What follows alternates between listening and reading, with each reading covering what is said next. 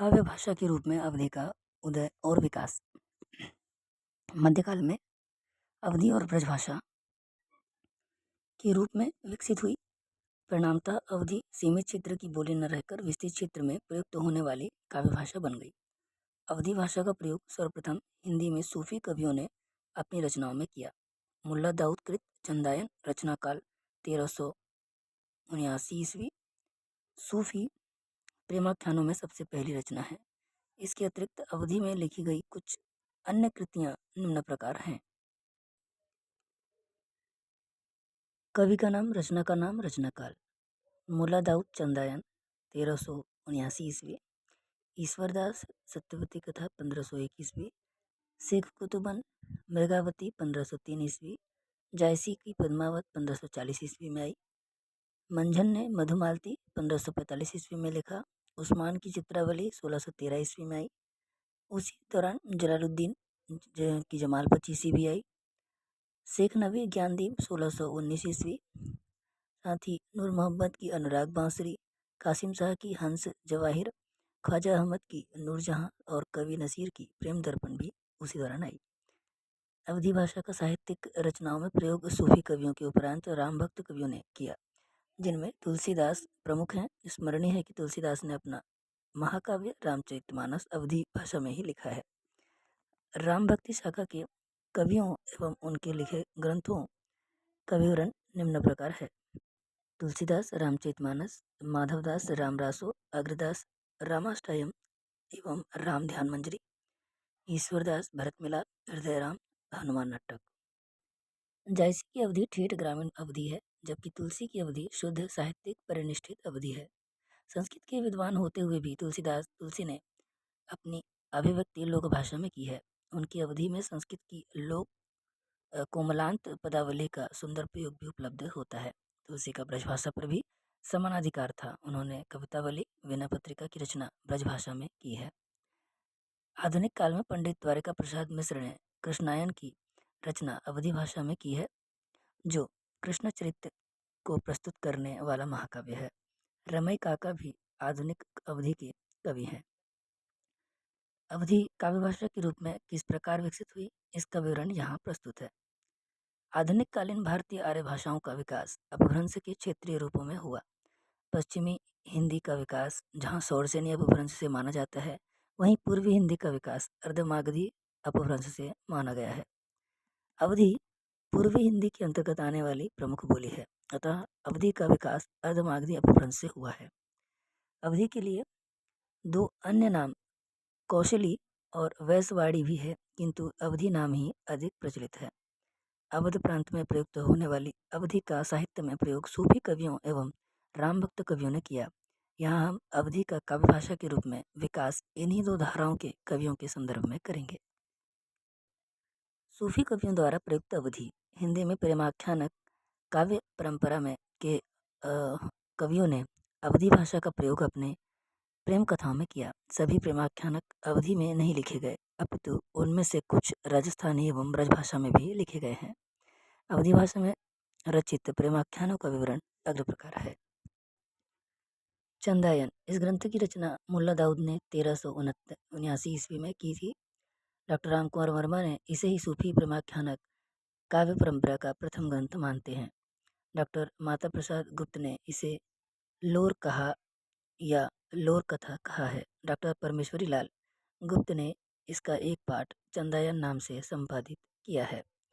छंद विभाग एवं प्रबंध व्यवस्था की दृष्टि से यह पूर्णतः भारतीय है। उसमें फारसी मनसबियों के छंद प्रयुक्त नहीं हैं। प्राकृत और अपभ्रंश साहित्य की परंपरा में प्रबंध काव्य के लिए कड़वक का प्रयोग होता रहा है, जिनमें 5 अर्ध दलियों के बाद एक दोहा रखने का विधान है। इसके नायक लोर, लोरिक और नायिका चंदा का उन्मुक्त प्रेम चित्रित किया गया है। यह अवधि भाषा का प्रथम उपलब्ध ग्रंथ माना जा सकता है। इसमें उन सभी कथानक रूढ़ियों एवं कथा परंपराओं का पालन किया गया है जो सूफी प्रेमाख्यानकों में मिलती है। सत्यवती कथा, इस प्रेम कथा के रचयिता हिंदू कवि ईश्वरदास हैं। इसका रचना काल 1501 ईस्वी है। ग्रंथ की रचना अवधि भाषा में तथा दोहा चौपाई शैली में हुई है। इसके कथानक का संबंध राजकुमारी सत्यवती एवं राजकुमार ऋतुपर्ण के प्रेम से प्रसंग से है।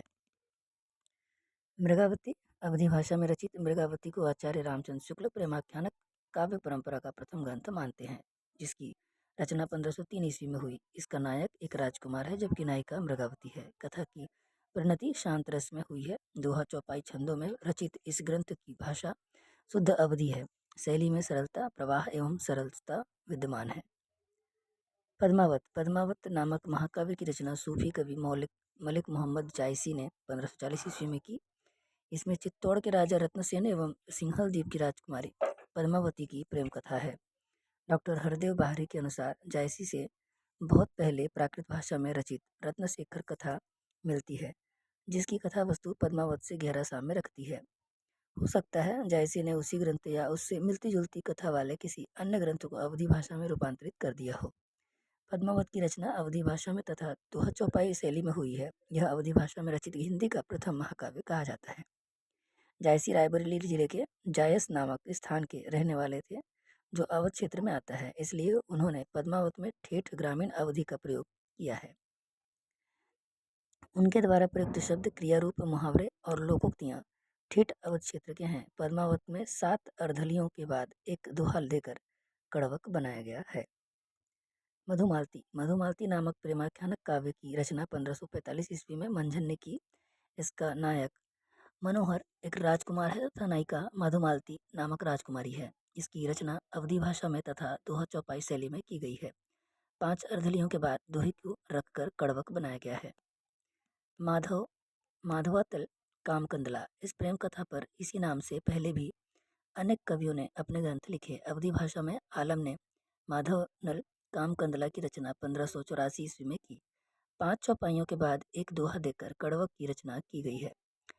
आलम ने नायक नायिका के एक ही जन्म का वृत्तांत प्रस्तुत किया है, जबकि पूर्ववर्ती कवियों ने अनेक जन्मों की प्रेम कथा प्रस्तुत की है। चित्रावली इस अवधि ग्रंथ की रचना उस्मान ने 1613 ईस्वी में की। वे गाजीपुर के रहने वाले थे। इसमें कथा काव्य की सभी विशेषताओं का वर्णन है। इसका नायक नेपाल के राजा का पुत्र सुजान कुमार है तथा नायिका रूपनगर की राजकुमारी चित्रावली है। शाहजहां के काल में उस्मान विद्यमान थे। रसरतन के रचयिता भूकर अकबर के दरबारी दुर्गादास के प्रपौत्र थे। वे शिक्षित एवं संस्कारी व्यक्ति थे। उन्होंने रसरतन की रचना 1618 ईस्वी में अवधि भाषा में की। इस काव्य ग्रंथ में राजकुमारी रंभा एवं सोम के प्रेम का चित्रण दोहा चौपाई छंद में किया गया है। ज्ञानदीप इस श्रृंखला की अंतिम रचना है, जो 1619 ईस्वी में शेख नबी ने की। नलोपाख्यान की भांति इसमें भी नायक की खोज के लिए स्वयंवर का आयोजन होता है। इसकी भाषा अवधि है तथा दोहा चौपाई शैली का प्रयोग इसकी रचना में किया गया है। शेख नबी ने मुसलमान होते हुए भी वेद मार्ग की प्रशंसा की है। इसके अतिरिक्त कासिम शाह ने हंस बाही तथा नूर मोहम्मद ने इंद्रावती नामक प्रेमाख्यानकों की रचना भी अवधि भाषा में की है। सूफी कवियों ने अवधि को काव्य भाषा के रूप में प्रतिष्ठित किया। वस्तुतः इनमें से अधिकांश कवि अवध क्षेत्र के निवासी थे और ये अपनी बात जनता तक पहुंचाना चाहते थे, इसलिए उन्होंने जनभाषा को साहित्य रूप में प्रस्तुत किया। सूफी कवियों द्वारा प्रयुक्त अवधि का स्वरूप ठेठ ग्रामीण अवधि है, जिसमें संस्कृत शब्द बहुत कम है। अवधि क्षेत्र में प्रयुक्त होने वाली लोक शब्दावली, मुहावरे, लोकोक्तियाँ एवं विशिष्ट शब्दावली तो उसमें मिलती ही हैं, साथ ही उनकी क्रियापद संरचना भी अवधि की है। जायसी की कुछ पंक्तियाँ उदाहरण स्वरूप प्रस्तुत हैं, जो तत्कालीन अवधि का स्वरूप स्पष्ट करती हैं। बरुणिका बरनौ इमी बनी साधे बान जनु दुई अनि उन बानन अस को जो नकमारा बेधि रहा सगरव संसारा। गगन नखत जो जाहि न गने वै सब बान ओही के हने। धरती बान बेधी सब राखी साखी ठाढ़ देही सब साखी। रों रों मानुष तन ठाढ़े सूतहि सूत बेध जस गाढ़े। बरुणी थान अस ओपह बेधे रन बन ढाक सौ जही तन सब रोआ पंखही तन सब पाखा। जायसी एक अन्य कवि उस्मान द्वारा प्रस्तुत अवधि का रूप देखिए। आदि हुता विधि माथे लिखा अक्षर चारि पढ़े हम सीखा देखन जगत चला सब जाई, एक वचन पे अमर रहाई। वचन समान सुधा जग नाही, जही पाए कवि अमर रहाई। मोहु चाउ उठ पुनि है, पुनि ही हो अमर यह अमृत पिया। उस्मान। जैसी हम उस्मान की रचना में भी बहुत कुछ मेल है। उक्त अवधि को देखने पर यह एकदम स्पष्ट हो जाता है कि यह ठेठ ग्रामीण अवधि है, जो तुलसीदास द्वारा प्रयुक्त साहित्यिक अवधि से एकदम भिन्न है। तुलसी की अवधि में संस्कृत के तत्सम शब्दों का प्रयोग है, जो सूफी कवियों की अवधि में नहीं मिलते। राम भक्त कवियों द्वारा प्रयुक्त अवधि। सूफी कवियों के अतिरिक्त राम भक्त कवियों ने भी अवधि भाषा का प्रयोग अपने काव्य में किया। इन कवियों में प्रमुख है ईश्वरदास, तुलसीदास, लालदास।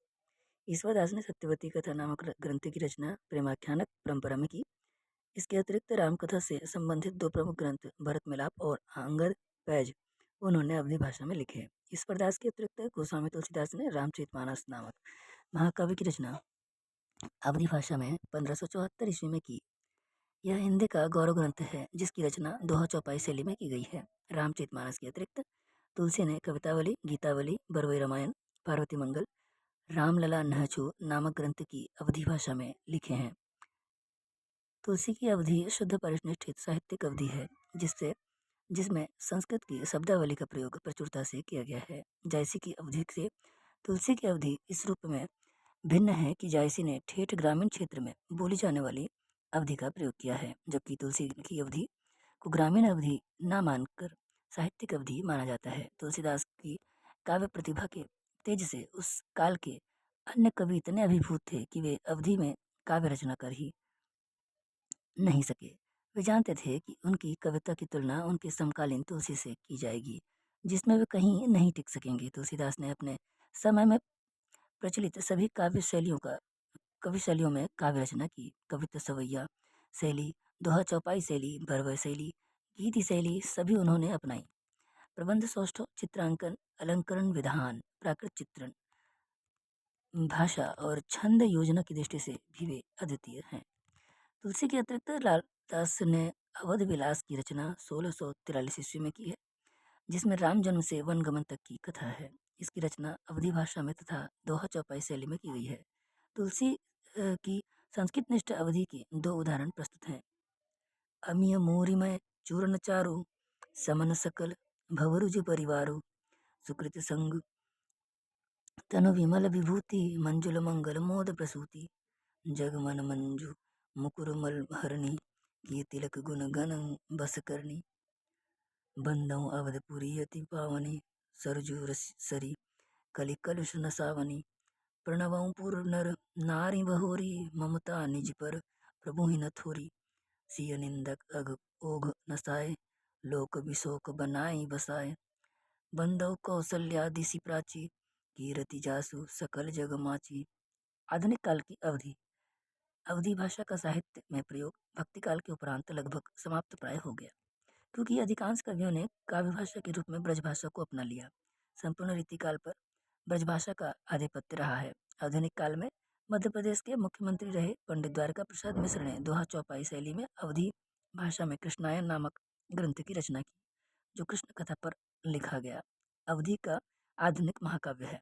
बंशीधर शुक्ल, रमई काका भी अवधि के आधुनिक काल के प्रमुख कवि हैं। समग्र रूप में कहा जा सकता है कि अवधि भाषा को साहित्य में प्रयुक्त करने का श्रेय सूफी प्रेमाख्यानक कवियों तथा राम भक्त कवियों को है। जायसी और तुलसी अवधि के महाकवि हैं तथा इनकी रचनाएं हिंदी के गौरव ग्रंथों में गिनी जाती हैं।